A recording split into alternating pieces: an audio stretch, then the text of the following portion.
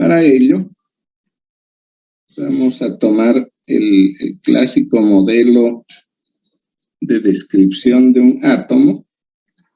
¿No? Sabemos que el átomo está formado por un núcleo de carga positiva y alrededor de él, en constante movimiento, están los electrones que tienen carga negativa. Estos electrones están moviéndose y lo hacen en órbitas fijas alrededor del núcleo. Ahora, de esas órbitas, que seguramente recordarán de sus clases de química, existen una distribución de electrones en cada una de las capas, ¿cierto? De todas esas órbitas, la que nos interesa en particular para esto es la última capa. Los electrones de la última capa son prácticamente electrones que podríamos decir de movimiento diferente a los demás, porque estos pueden pasar de un átomo a otro. Es decir, que esos electrones son compartidos por los átomos. En la materia, sobre todo en los sólidos, esta forma de compartirse electrones, y que por eso se llaman también electrones de valencia, ¿no? Son los que van a permitir la combinación de elementos. Por ejemplo, un átomo de oxígeno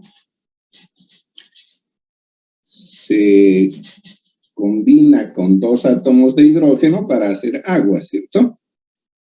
Esa combinación de esos tres átomos se realiza a partir de compartir electrones. En los sólidos, estos electrones compartidos hacen que se formen estructuras cristalinas. Entonces, los electrones de la última capa, de esa capa de valencia, que también se conoce como capa de conducción, están continuamente moviéndose de un átomo a otro. Pero ese movimiento es un movimiento errático, es decir, que un electrón de un átomo podría en algún momento pasar al átomo de la derecha, más tarde hacerlo hacia el átomo que está debajo o al de arriba, etcétera, ¿no? Entonces hay un movimiento errático, continuo, pero errático.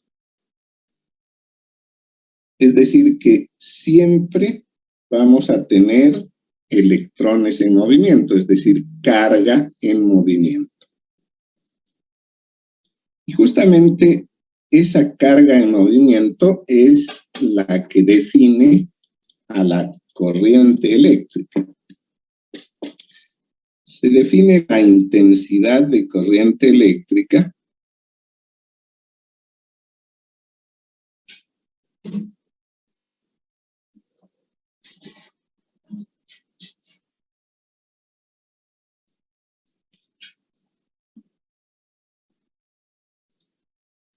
también suele denominarse de esa manera, simplemente intensidad de corriente, y muchas veces solo corriente,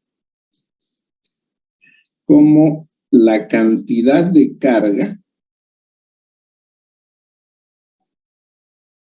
que fluye a través de una superficie en la unidad de tiempo.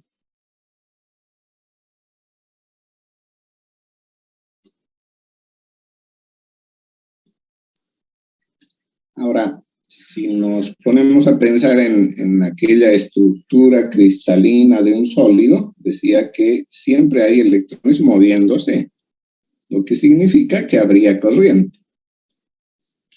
Pero como ese movimiento es errático, se mueven hacia arriba, hacia abajo, hacia la izquierda, hacia la derecha, entonces, bien, si yo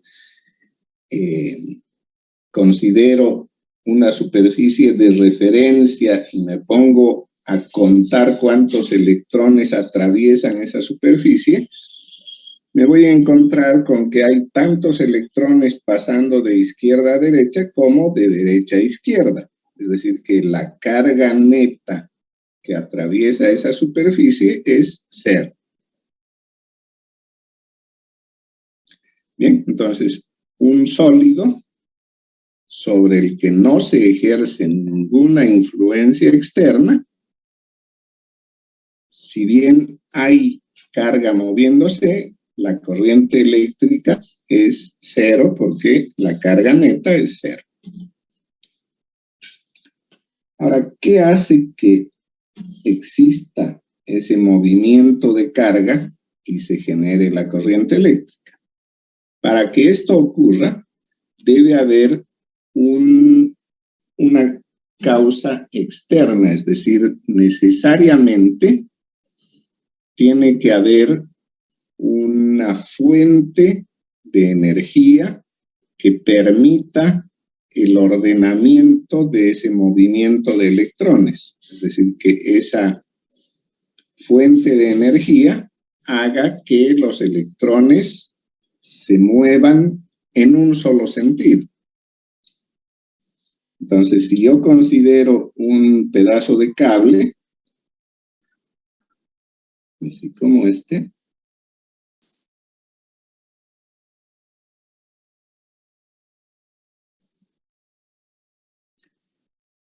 y asumo una superficie de corte transversal en el cable como referencia, ¿cierto? Voy a pensar que aquí hay una hoja de papel, lo que quieran pensar. Yo creo que mi dibujo está medio mal, ¿no?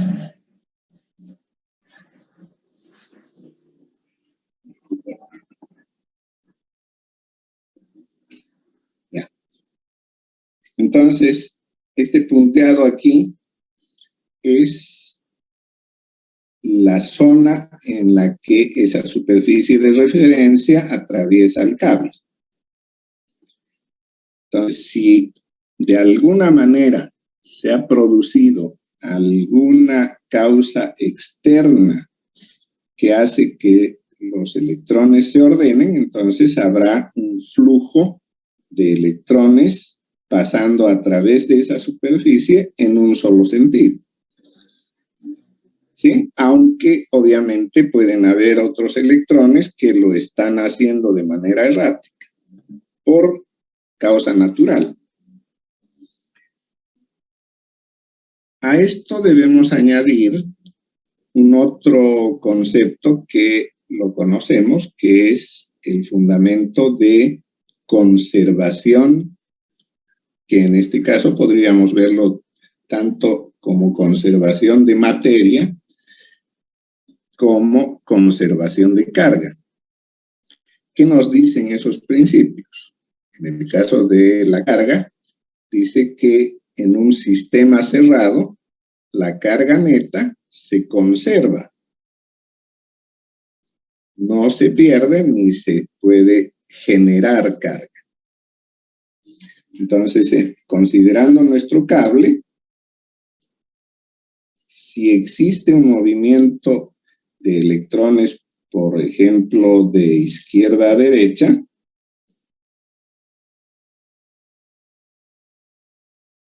¿sí? Están atravesando esa superficie de izquierda a derecha, para que se cumpla el principio de conservación, no se pierdan los electrones, necesariamente tiene que haber un camino de retorno para que esos electrones que han atravesado la superficie vuelvan otra vez, puedan pasar esa superficie nuevamente, ¿sí? Entonces, si queremos que exista corriente eléctrica, necesariamente necesitamos, es decir, estoy repitiendo lo mismo, ¿no? Necesariamente debemos disponer de un camino cerrado, una ruta que nos lleve de un punto al mismo punto.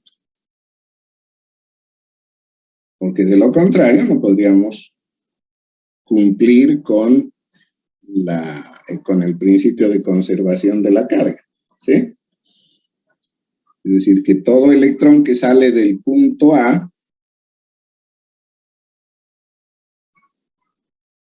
debe tener un camino que lo retorne otra vez.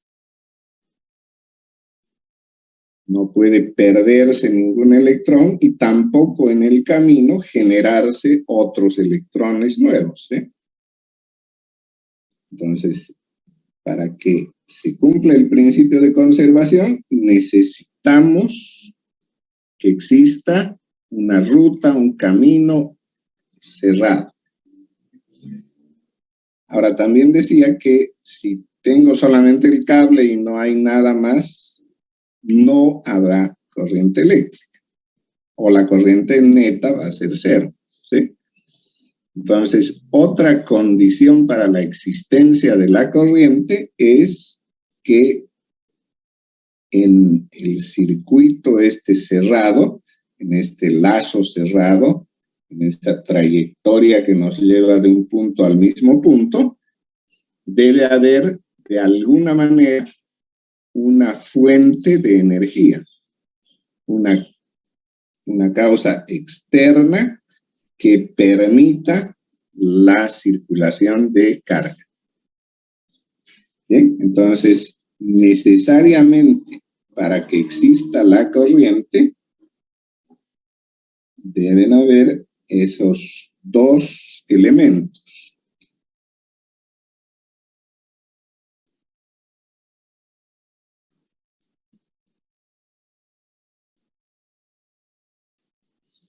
Entonces, la corriente va a existir sí y solamente si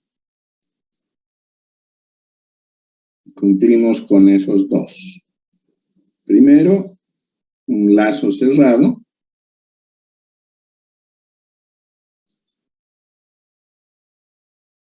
O sea, una trayectoria completa de un punto al mismo punto y una fuente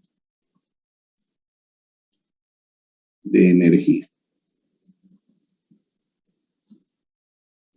¿Sí?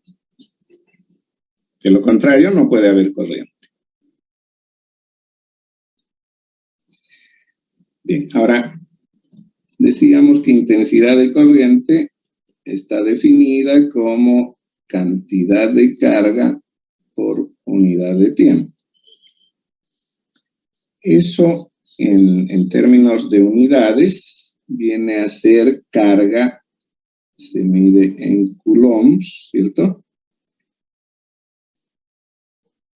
Coulombs se representa con la letra C mayúscula, ¿no? Y la unidad de tiempo es segundo. Bien. Entonces, coulomb sobre segundo se denomina ampere.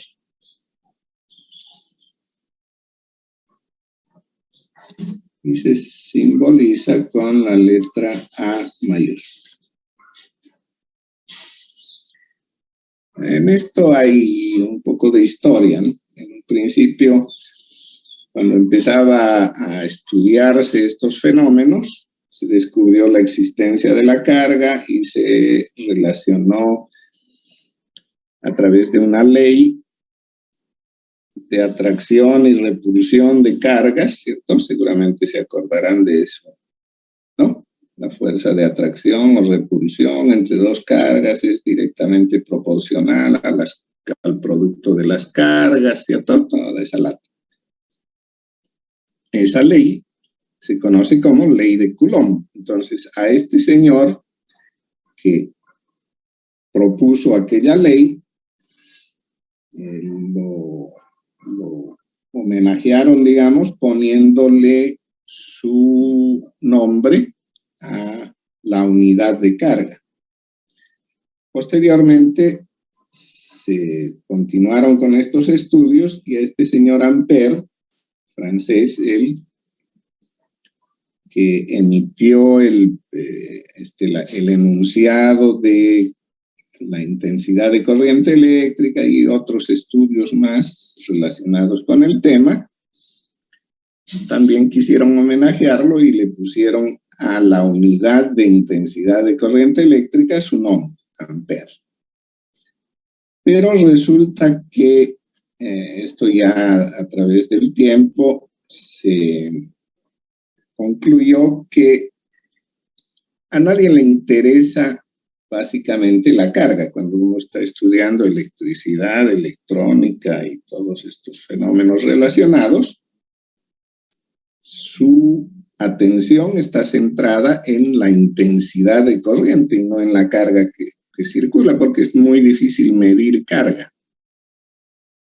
Entonces, debido a eso, se cambió en el sistema internacional, donde estaba incluido el Coulomb como unidad fundamental, se la quitó y se puso en lugar de ella Ampère. Entonces, en el sistema internacional de medidas, ¿no?, que está formado por las unidades fundamentales, que son kilogramo para masa, metro para longitud o distancia, segundo para tiempo, por eso se llamaba MKS, se debe añadir a él el ampere como unidad de intensidad de corriente eléctrica, y el Coulomb viene a ser ya una unidad secundaria derivada del ampere, ¿no? Entonces, la unidad de carga vendría a ser ampere por segundo. Ya eso se llama Coulomb. Bueno, es nada más un tema de forma. Ahora bien, esta intensidad de corriente eléctrica así definida nos está midiendo, nos está evaluando en promedio la cantidad de carga que ha pasado por esta superficie en un determinado tiempo. Lo cual podría no estar directamente relacionado con un valor instantáneo de intensidad de corriente. Entonces, si quisiéramos evaluar de manera instantánea la intensidad de corriente, y para eso voy a usar letra minúscula, tendré que reducir el tiempo al mínimo, es decir, hacer que el tiempo tienda a cero, y en el límite, cuando el tiempo tiende a cero, evaluar el diferencial, la cantidad de carga que circula, ¿no? Y esto lo conocemos como derivada, ¿cierto? Entonces, el valor instantáneo de la intensidad de corriente eléctrica viene a ser la derivada de la carga respecto al tiempo.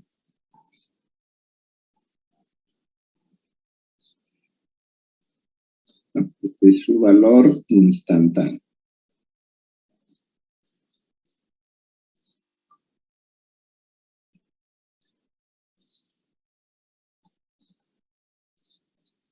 El otro es un valor medio o promedio.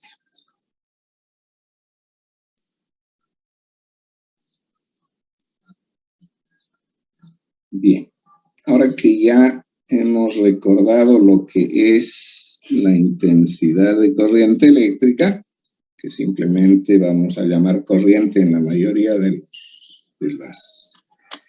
los ejemplos y aplicaciones a que vamos a tener que hacer referencia. No, simplemente la llamaremos corriente, nos olvidamos de intensidad y de eléctrica. Ya sabemos que cuando hablemos de corriente nos estamos refiriendo a la intensidad de corriente eléctrica. Bien, decía que para la existencia de esta corriente debemos cumplir esos dos requisitos: un circuito, un lazo, una trayectoria cerrada, y en medio de esta, por lo menos necesitamos de una fuente de energía, es decir, un ente, un elemento que provoque que los electrones de valencia, esos electrones de conducción, se muevan ordenadamente, ¿no? Esas fuentes que tienen la capacidad de generar corriente eléctrica vienen del principio de potencial eléctrico.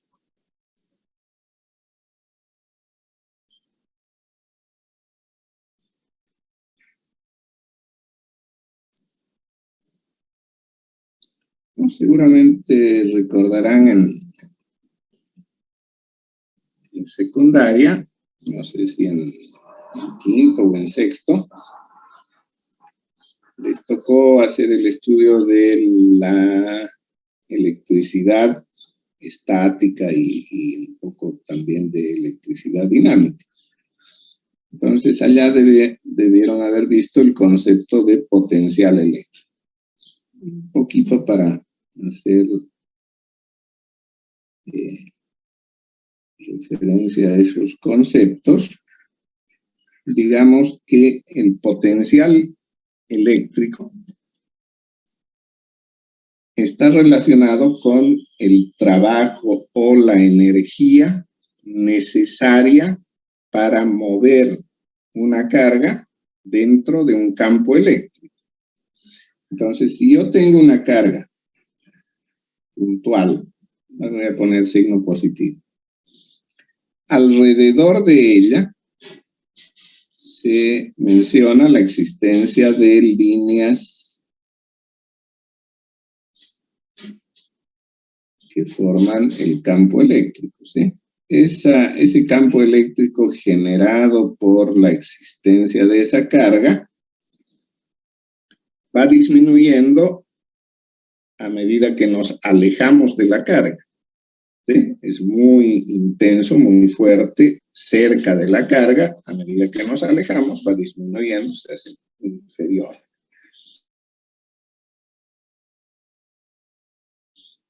¿No? Lo mismo que la fuerza de atracción o repulsión que se produce entre dos cargas. Es menor cuanto más lejos están.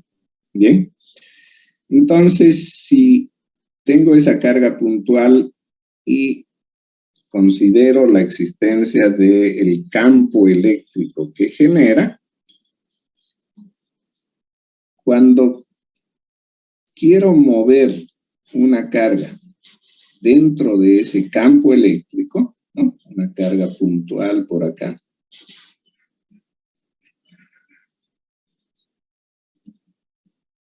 si sería del mismo signo que la carga que origina ese campo eléctrico, entonces sentiría una fuerza de repulsión, ¿cierto? Si esta también es positiva, entonces habrá repulsión, ¿cierto? Una fuerza que tiende a alejarla. Entonces, si yo quiero moverme hacia la carga de origen, tengo que introducir energía, es decir, realizar trabajo para poder moverla. También sucede lo mismo si la carga sería negativa. Si sería negativa, habrá atracción. Entonces, si yo dejo libre la carga, va a ser atraída por la otra. Pero si quisiera simplemente moverla de un punto a otro, voy a tener que sostenerla realizando también un trabajo inverso al anterior, ¿no? Porque de lo contrario se va a ir directamente por la fuerza de atracción. ¿Bien? Entonces, en todo caso, para poder mover una carga dentro de un campo eléctrico, necesito de energía externa. Es decir, necesito, si voy a mover de un punto a otro, realizar un trabajo. Y justamente eso es el potencial eléctrico. Potencial eléctrico se define como la energía por unidad de carga. El potencial eléctrico se lo simboliza con la letra B mayúscula. Entonces es energía o trabajo, como se quiera ver, por unidad de carga.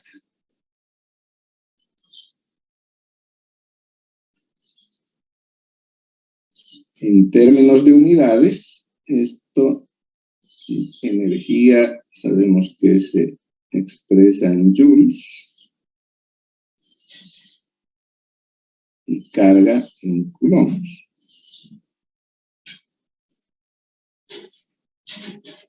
A esa unidad, joule sobre coulomb, se la denomina volt o voltio, ¿no? En español le llamamos voltio.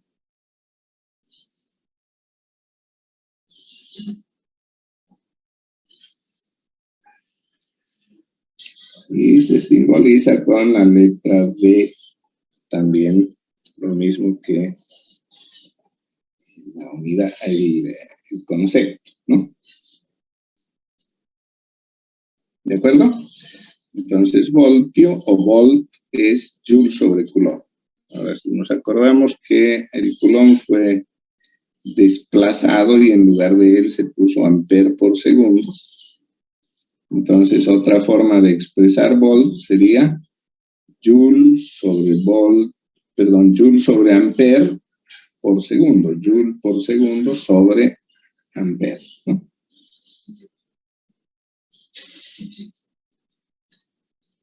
Ok.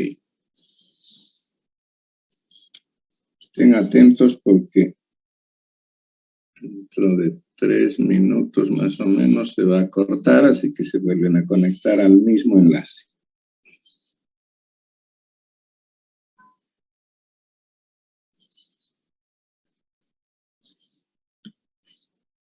Bien, ahora, este potencial que está relacionado con trabajo, con energía, puede ser producido por fuentes externas. Y eso es lo que mencionaba en algún momento en la clase anterior. Las energías de las que hablamos son producidas por máquinas, por componentes, por elementos capaces de transformar otras energías. Entonces, por ejemplo, un generador hidráulico, ¿no? Lo que hace es tomar la energía de movimiento del agua en caída para hacer girar una paleta y está asociada a un motor, genera corriente eléctrica. ¿Ya?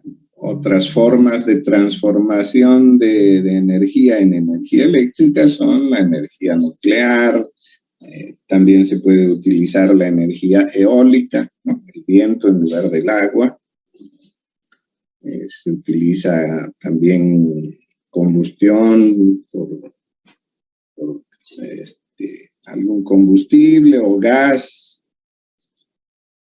Entonces, de alguna manera, lo que se hace es una doble transformación, ¿sí? La caída del agua hace mover las paletas de un motor invertido.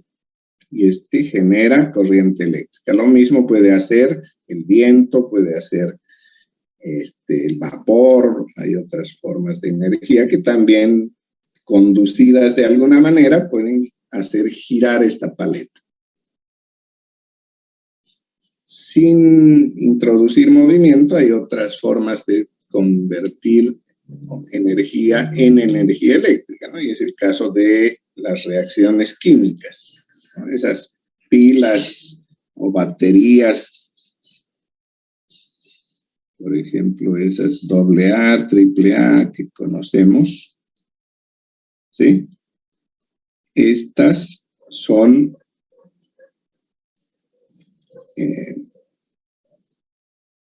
elementos que convierten energía química en energía eléctrica. ¿Sí? Entonces también son fuentes de energía. ¿Cierto? 1.5 voltios, dice. Esa es la diferencia de potencial entre su polo positivo y su polo negativo.